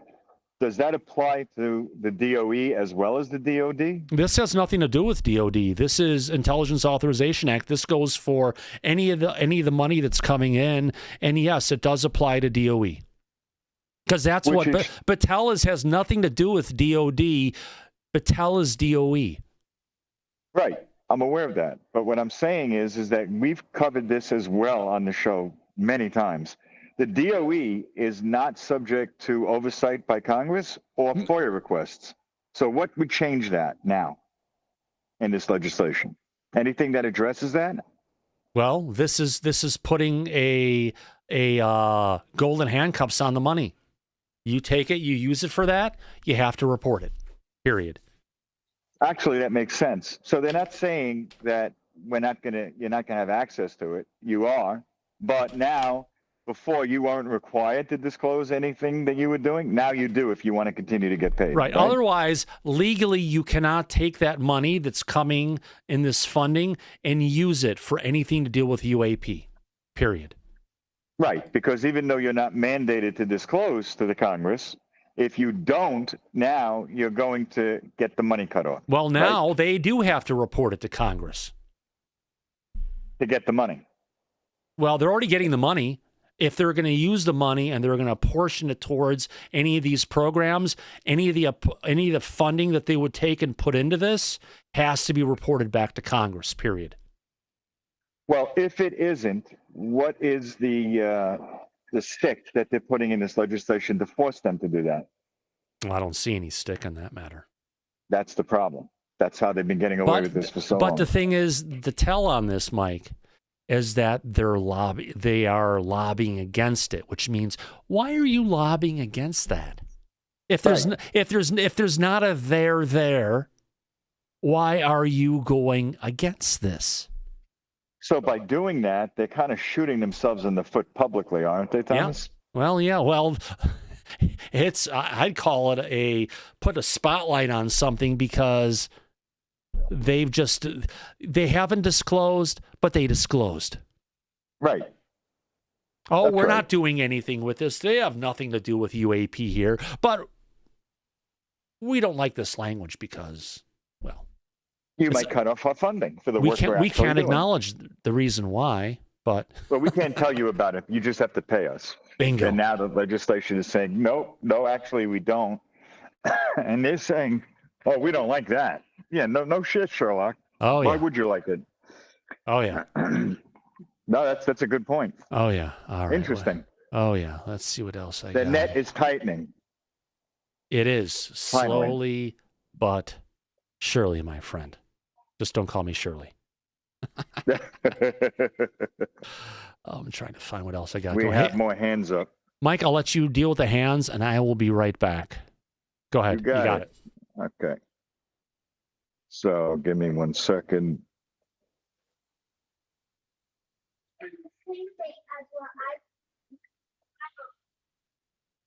Whoever has their hand up, talk. Harold, yeah. Actually, Tia first, and Harold. Is it Tia? That's what I was looking for. It's Tia and then Harold. Tia, go ahead. So I think that it would be, they would use money laundering like they always do to do subjects that would say, I don't know, they're using it for another program, and that program is also going to help with whatever research that they need for this program over here. They've been doing that. That's They've been doing that. They funnel money out of one program, put it into a black budget secret program, and then use that funding without revealing what the money is actually going for. For the research, right? So say that they're researching something for, cancer, and that research is going to benefit this other program over here too. That's how Gary Nolan has been doing it. He said it publicly, right? But he's not doing shit sneaky. He's doing it, out in the public. But the Department of Defense or Energy, they're just going to be used. They're going to put shit in little boxes and do it that way. Hi, Mocha. Like they've been doing it. Yep. Yeah. You're right, Tia. Well, Good they're going to point. be able to get around it. So Oh, they're I gonna don't know. try. I think sometimes that they do this kind of stuff on purpose, and I don't know why they do it. Not sure, it's just taking but this is what they've been doing for the longest time, Tia, going and taking, robbing Peter to pay Paul. That's right. Yeah. Absolutely. Yeah. And that middle part is what is the problem, because they're doing these programs and they're taking the research and they're using it for, other programs that they can say it has nothing to do with UAP, but it absolutely does. Oh, yeah. Yeah, it does. So Absolutely. that's my thought. Absolutely. Let's see what else we can find here. Harold, you're next. You were waiting. Go ahead. I was just wondering about the GAO, the General Accounting Office and stuff. Do they have any fingers in the dike or anything with this? I don't know, Thomas. Did they enter that into the legislation that GAO is going to have to review? Well, if they're going to, we have some Avi Lube here for that. Wondering if they've got any leverage in this or anything, right? In their title or something, do they have any leverage?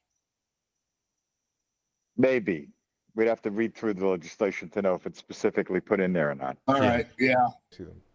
All right. GAO, man, they got the big books in the archives there. They're supposed to have everything in it, supposedly, right? Yeah.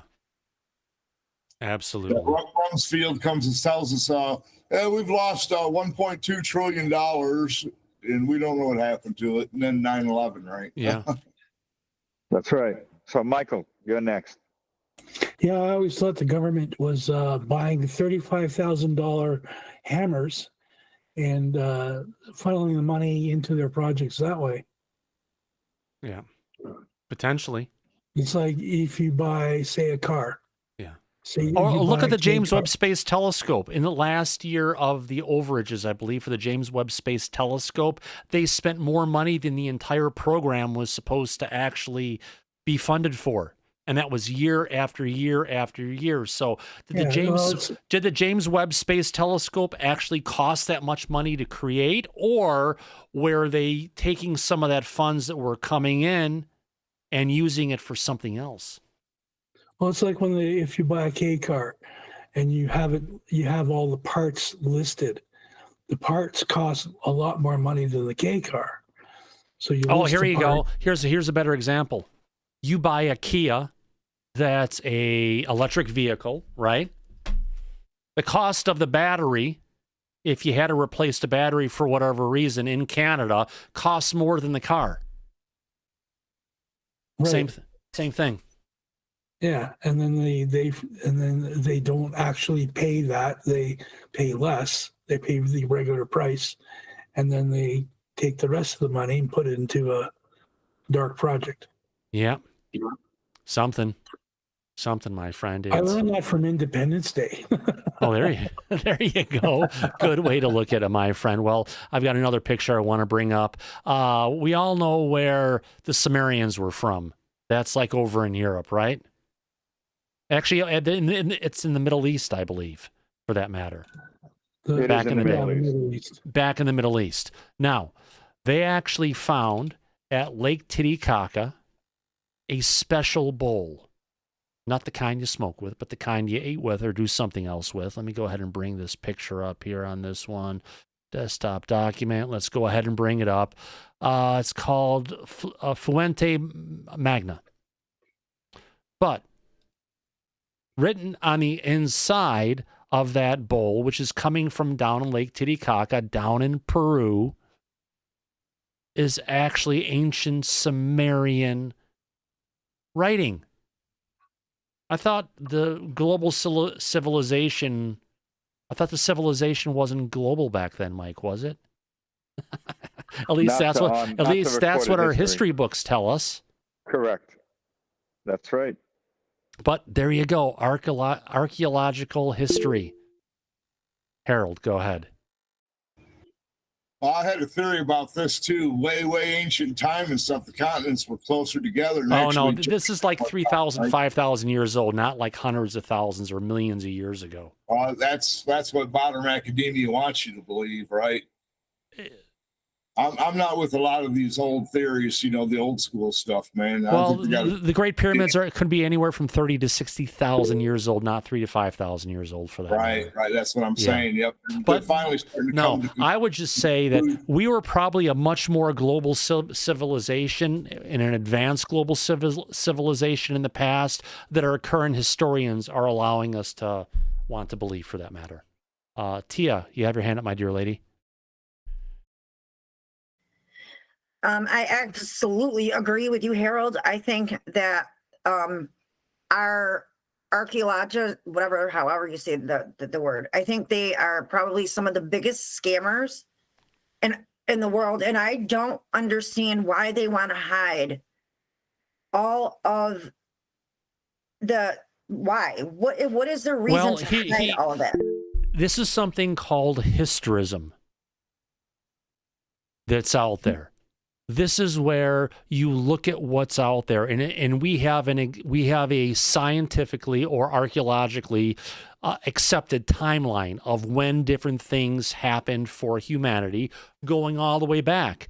And if an archaeologist finds something like this, it's an out of place ancient object. I think they're called oparts. I forget what opart exactly stands for, that they've seen. And if it doesn't go ahead and align with the understood timeline that's there, it's not that they're basically saying, oh, that can't be, this is something else. We're going to discard this because what we thought and what we figured out 20, 50, couple hundred years ago, that's the accepted method. And they will do everything in their power to go ahead and keep the truth and finds from coming forward, and they'll take the different information and they'll lock it away. It's a sad, we have it with science, we have it with everything. It's these people who have said, well, this is what, kind of like what Avi Loeb was doing in the past, talking about the Tic Tacs. He was putting everything in a constrained view, meaning that if it doesn't fit in our box,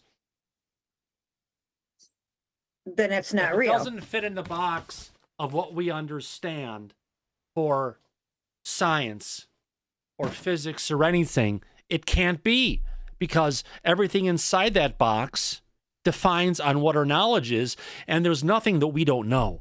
That's the biggest problem. People have too big of heads, and they're not willing to look at this and say, well, maybe we were wrong. But they should be looking in a way, how do we reach out? How do we try and figure this out? Let's add this in here to say, you know what? What we thought 50, 100, couple hundred years ago might be wrong. Let's bring that new evidence in and challenge and put it up against to say we probably were wrong. And you want to know what I think they're also in on is that hidden physics.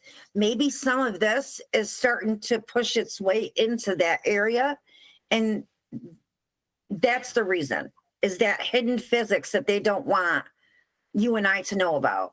It's either hidden or it's things that's just beyond their understanding, and they're afraid of it, for that matter. And that's not science, that's religion then.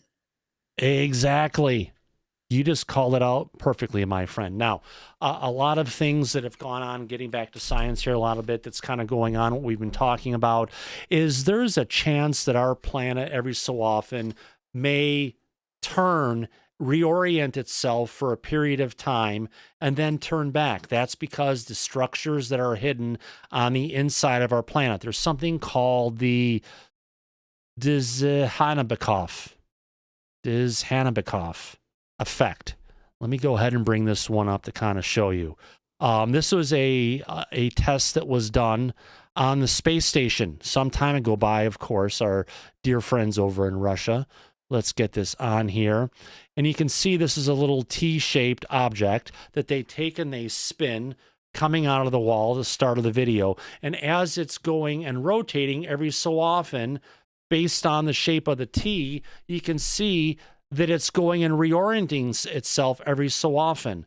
That shape goes and aligns with the structures that are hidden underneath the surface of our planet. And that's where it kind of comes into where every so often our planet goes through this reorientation of being, you know, the North Pole and South Pole being here to where it flips for a period of time and then it reorients itself. We're in the point of more stability, but we may be heading towards that particular part to where our planet goes to quickly reorient it. What does that do? Oh, it sloshes the oceans. We get huge tidal waves that go racing from coast to coast and pretty much wipes out majority of the stuff on the surface. This has happened potentially time and time again in the past. And this is just a great video. I've talked about this in the past that goes and illustrates that particular piece. Tia? Maybe that's where everybody can agree in, you know, the big flood, right? Maybe that's what's happening. And that's what's in all of the religion books is this huge big flood. Maybe that's it. Could be. You know, but, you know, maybe it's something potentially that our government may be fully aware of, like the CIA, but they're hiding. Now, getting back to Disclosure and Lue Elizondo, we've got another clip of Lue coming from the Jesse Michaels interview. What is Lue so worried about?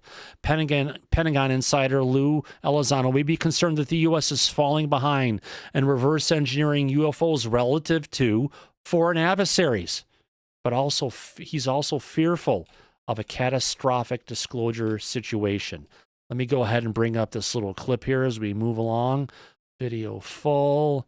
Again, this is coming from the Jesse Michaels interview that's out there. Let's go ahead and play this little short clip. Here we go.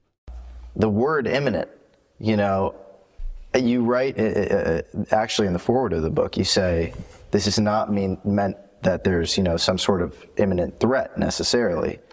But I'm not going to lie, when I spend time with you, we've spent a decent amount of time together, I get the sense that you're sitting on things that feel very hard. It feels like distant. I want to say. Hold on. And you feel like you guys just lost my audio. My audio just freaked out for you guys. Crap. Give me a second to check this. Hold on, everybody. Should be able to go ahead and OBS Safari. Let me take this to a different browser. Give me a second, folks. Hold on. Audio dropped out for a second. Let me get to Brave. I'm Brave. If not, we're screwed with for audio for the rest of today. We can copy on this one next time. Let's play this here, see if you guys can hear it. The word imminent. Yep, we got it. Perfect. We're set. Sorry about that, everybody. Little audio hiccup. It happens sometimes. At least I caught it as it was going on. Let's play it again. All right, here we go. Sorry about that. You know, you write, actually in the foreword of the book, you say, this is not meant that there's, you know, some sort of imminent threat necessarily. But I'm not going to lie, when I spend time with you, we've spent a decent amount of time together, I get the sense that you're sitting on things that feel like very hard truths. It feels like your existence, like you want to say more, and you feel like you are you're holding it together, and that's a tough spot to be in. And so, to the extent you can talk about what might be imminent, what is imminent?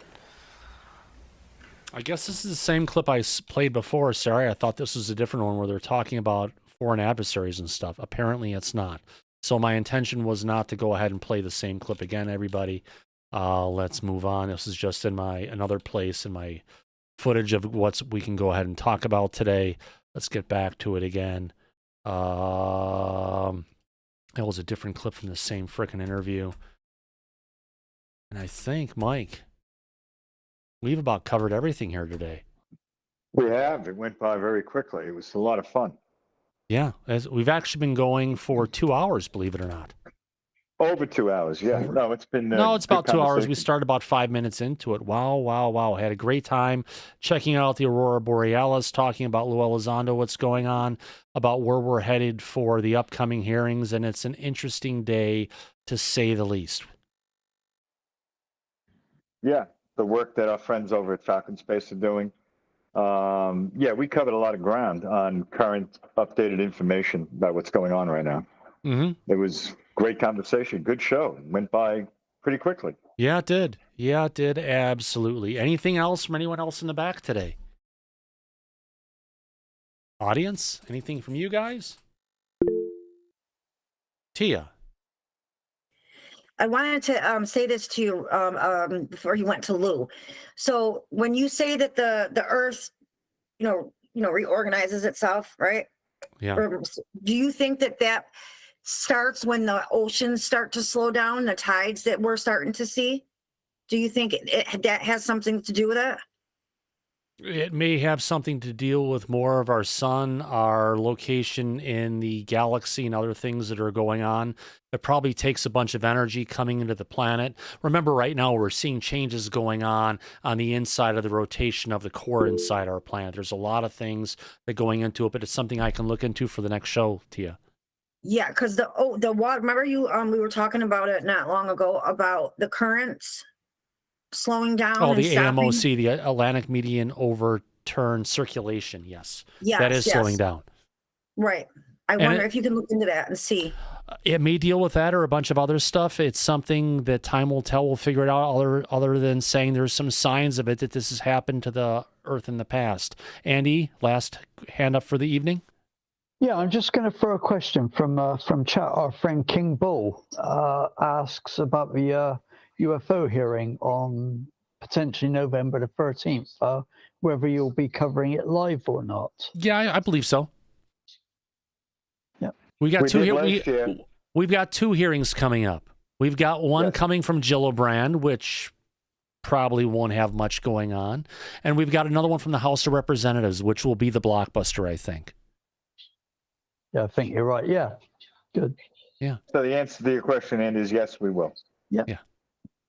Yeah. Absolutely. On that note, what a great show. What a great Saturday. What a great crowd we've had out here tonight. Had over 180 people hanging out for us as our lead tonight. Over 1,300 views of the show.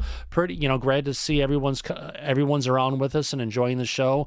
On that note, I want to go ahead and actually thank the people who gave us some super chats tonight. Who am I talking about? Well, we got one from FaZe Will for $9.99. How about that? Thank you very much, FaZe Will. Appreciate your love and support of everything Disclosure tonight. More importantly, I want to thank our participants in tonight's chat. That includes Andy W., Audrey, Avi M. Good to see you, Avi. Bio Savaya, Country Carpenter, Eric Roth and the Gurus, Firefly, Frankenstein, Ian Watts Official, J-Cat, Kathy, Kelly Brotnels, Piercing Blue Eyes, King Bull's been around, Marcus and the Mandels, or Marcus Mandel, I should say, Metal Gaming, Pete Liebel, Reality Check VIP, Shelley Montgomery, Shermanator Osborne, Steve, the Chromosome Cowboy, and Tony D. More importantly, I want to thank our friends in the back who have been keeping the conversation going today, including Andy W. Thank you, Andy, for your participation today. My absolute pleasure, my friend. It's glad to see you looking better, and I'm glad to have Harold back. And yeah, hopefully everybody will stay safe this week. And I'm probably not going to be in on Friday. Got a concert to go to early on Saturday, so yeah, taking the family for some. Then we'll music. see you next Saturday. Then maybe I should be in on Saturday. Yeah. All right. Being well. Looking forward to it, my friend. Also want to thank Hollywood Harold. Thanks for coming out today, Harold. Yeah, it's a great show, Thomas. Some of these things we discussed, man, is going to keep me busy in the background here at home, man, while I'm recuperating, right? Research. Knowledge is power. Oh, you better believe it, and it's great to share it. Laura, thanks for coming out today. Yeah, it was really Laura. another interesting show. Just wanted to say, when you mentioned the hearing on the 13th, that was not set in stone. It could still be November 11th, which is a Monday, or December 9th, which is also a Monday. So those are some other possible dates. Awesome. Can't wait to see where it's going to go. Michael Sokoloff, thanks for coming out tonight. Thanks for your participation. Yeah, you're welcome, Thomas, anytime. Absolutely. FaZe Will, thanks for coming out today, my friend. Great show. Thank you, Thomas. Thank Absolutely. you so much. Absolutely, my friend. You better believe it. Also, that takes us back to Tia Loreno. Thanks for coming out, and thanks for your participation today, Tia. Thank you for having me. It's always a wonderful show. Oh, yeah, you better believe it. Come on, Mocha. Come on up here. Come on. I want to thank Mocha for coming out here tonight as well. Good Mocha. I love girl. Mocha. She's so beautiful. Oh, yeah. Derpy-doo. Yeah, she's a little crazy sometimes, but she's worth it, my friends. Also, then that takes us back to our dear friend, Mike. Thanks for coming out today, and thanks for spending Saturday with us, Mike. Oh, my pleasure. It was a ball. Had a lot of fun, had a great conversation, and it went by very quickly for 2 hours, Thomas. Yeah, it did. Absolutely. Thank you very much, J-Cat, for that wonderful super chat at the end of the show. And as we usually say at the end of every episode of Disclosure tonight, eyes open, no fear, be safe, everybody, but go back to Party City where you belong. Absolutely. We'll catch you on the flip side. Good night, everybody. See you Monday. Y'all come back now here. Take care. Bye-bye.